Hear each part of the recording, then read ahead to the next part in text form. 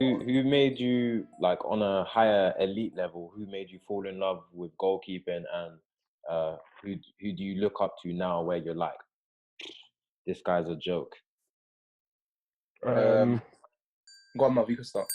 Oh yeah. So when I was younger, like, there was three in particular goalkeepers that I looked up to. Because I support Chelsea. Petr Cech used to be playing for Chelsea, so he was a good role model to look at. Dida, that played for AC Milan, Brazilian goalkeeper. He won the World Cup and Champions League, and also Buffon's another one. So they were the ones that I looked up to and I admired, and I always tried to implement what they were doing into my game. And then I'll say current goalkeeper at the moment, for me personally, the goalkeepers that I admire is Oblak and Ter Stegen, because in terms of like the way goalkeeping has evolved and shifted over the last like 4 or 5 years, like you have to be able to be comfortable at the ball of your feet, and distribution and certain things are important. So that I feel like those goalkeepers are the most consistent, and they perform week in, week out at the highest level. So they're the ones that I'd say that the ones that I admire and I study the most. What have? When I was growing up, 2 goalkeepers in particular that I just loved and I admired, like even to the point that I'd go and buy their gloves and buy their boots and have their glove-boot combination and all the way that they used to wear their gear and stuff like that. I used to do exactly the same thing. And I'm a massive Liverpool fan, so growing up, Pepe Reina was like my idol. I remember. Yeah. My idol, like I used to watch his games, and not only did I just watch them, I used to study him. Like Melvin said, like everything he used to do, I used to try and go out there and implement in my game, like exactly the same thing. And so Pepe Reina and Iker Casillas, because obviously I'm not the tallest goalkeeper. I'm 6 foot, so I used to look up to goalkeepers that were kind of like my height, and I got motivation and inspiration from them, because I know that they're not the tallest, like in terms of like what Melvin said, like Dida, check them goalkeepers are like 6'5", 6'4". Melvin himself is massive as well. He's about 6'4" himself. I'm 6 foot, so I'm looking at the shorter goalkeepers to give me motivation that they're playing at the highest level. I can do that, because a lot of the time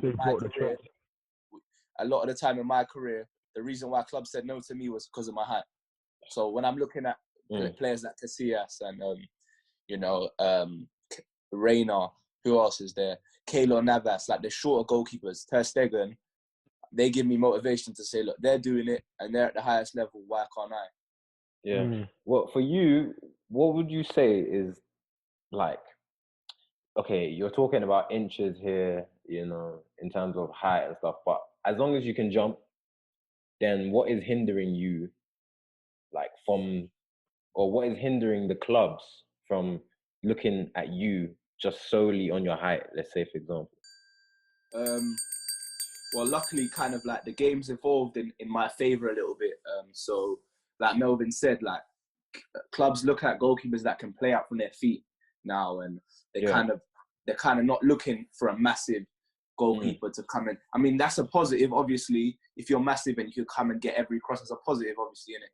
But clubs are looking for different things now. They're looking for an 11th player, a player like, if you watch Ter Stegen play, he's a joke. Even Ariza Balaga, players like that, Alisson, they can play out from their feet better than some players I've seen playing at the highest level. Like, it's ridiculous, some of the things that they can do. So luckily, the game's kind of evolved in my favour. So I reckon exactly what Melvin said. It's a marathon, not a sprint.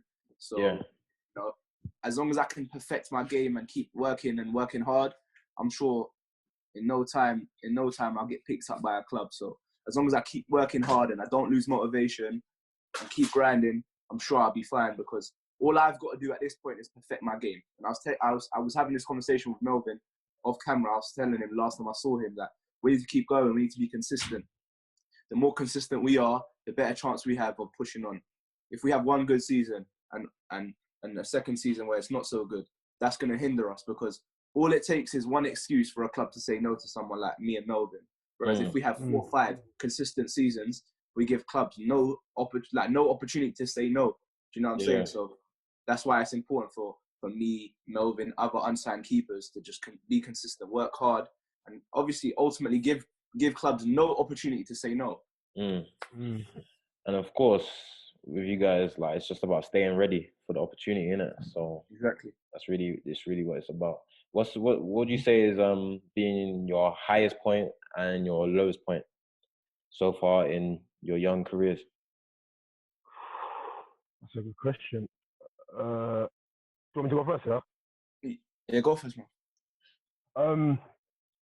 I would probably say highest point. I would probably say, I'll probably say signing at two different academies when I was younger. I'd probably say is highest point for me personally, like transitioning into full-time football, and then lowest point I'd probably say is being released. I'll probably say, Yeah. when I'd been released, and I wasn't ready for what was to come after that. So I'd probably say yeah, and I'd probably say yeah. I'd say those two experiences. What you have? My greatest experience in my career so far is probably winning player of the season, fans player of the season, and managers player of the season. Sick. End of last season at Harrow, and the lowest point of my career is the following season being dropped and released by Harrow. So that just shows you the transition of goalkeeping. Like you're loved one day and then you're hated the next. Crazy. Yeah. Just crazy. look at De Gea, man. Like I still think he's one of, if not the best goalkeepers overall in the world. He might not be the best on form, but in terms of him as a goalkeeper, he's one of the best. I think overall he's one of the best goalkeepers to even do it, you know. But obviously right now he's not on current form, so you can see he's getting slated at the moment. But yeah, man. Haf, so what was it like? I see I remember you featured for your country, right?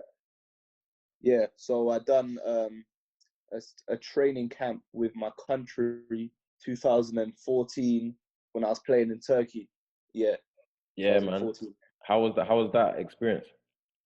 Oh, it was unbelievable, like phenomenal. Like I was playing in Turkey for a third division team, right? And I got a phone call to my mum's phone, and it was like a random number, and the guy had said I've been recommended to go and join their training camp because one of their goalkeepers got injured, and it was the under-20s World Cup, and it was being played in Turkey.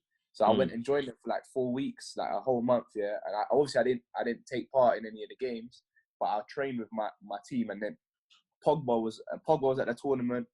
It was the under-20s World Cup, 2013.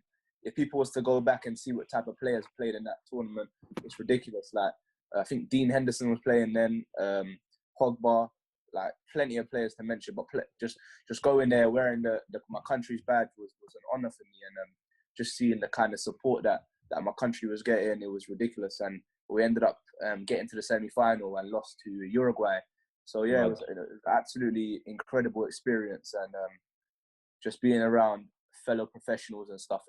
Like I felt like I was one of them. So at that point, it was my first time being in a professional environment. I was 18 at the time, and it was unbelievable. Yeah, it was a real eye opener. What about for you, Melvin? You know, you're associated with Rising Ballers and Soccer AM.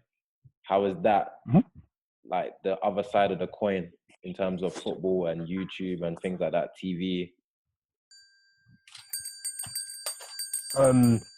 I'll say like being involved in all of that is something that I've been grateful for, and it's given me immense exposure. So yeah, like being involved with Rising Ballers initially, and just being showcased on different platforms and being given different opportunities obviously helps my profile a lot. And yeah, doing the stuff with Soccer AM before my games on a Saturday morning it's another amazing experience because I'm competing and I'm being around by like amazing different people that's been at the top level, and yeah, just getting advice from them and feedback from them has helped me on my journey. So yeah, the exposure has been crazy, but yeah, it's something that I've just really appreciated and been grateful for on the journey. So yeah. Cool, guys. Just plug yourself, Instagrams, Twitters, all of that. So my goalkeeping Instagram is HD the GK. So HD the GK, all in one word. No. Oh yeah. So for me, my Twitter is MM and then Minter, which is my surname. So MM and then INTER_1, and then my Instagram is Minter again. So MMINTER with another R on the end and then 1. So that's Instagram. So. Thanks, guys. It's been a pleasure having you guys on. Talk about the journey. And hopefully these young goalkeepers, they see this and they get inspired to do something big. And also, hopefully you guys can just keep on that trajectory up to the top as well, man. So signing out 3258 here with goalkeepers Melvin Minter, Hafed Al-Drubri. Thanks, guys, for coming on, man. I appreciate it, man. Appreciate you, man. Appreciate you. Thank you, man. Love.